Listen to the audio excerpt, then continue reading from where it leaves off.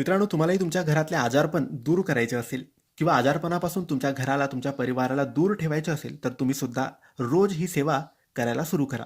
तुम्ही रोज जीही सेवा करत असाल, त्या सेवेमध्ये फक्त ही आरोग्यदायी सेवा सुरू करा. ही सेवा सकाळी, संध्याकाळी देवघरासमोर बसून तुम्ही करू शकतात.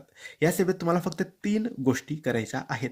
पहिली गोष्ट म्हणजे एका मंत्राचा जप फक्त 21 वेळेस करायचा आहे. तो मंत्र म्हणजे महामृत्युंजय मंत्र. ओम त्र्यंबकम यजामहे सुगंधिम पुष्टिवर्धनम उर्वारुकमिव बंधनान मृत्योर्मोक्षे मामृतात. या मंत्राचा जप फक्त 21 वेळेस तुम्हाला रोज करायचा आहे. दुसरी गोष्ट, स्वामी समर्थांच्या नित्यसेवा या पोथीतून तुम्हाला कालभैरव अष्टक 1 वेळेस वाचायचं आहे. आणि तिसरी शेवटची गोष्ट म्हणजे कालभैरव अष्टक वाचल्यानंतर नित्यसेवा या पोथीतूनच तुम्हाला श्रीराम रक्षा 1 वेळेस वाचायचे आहे.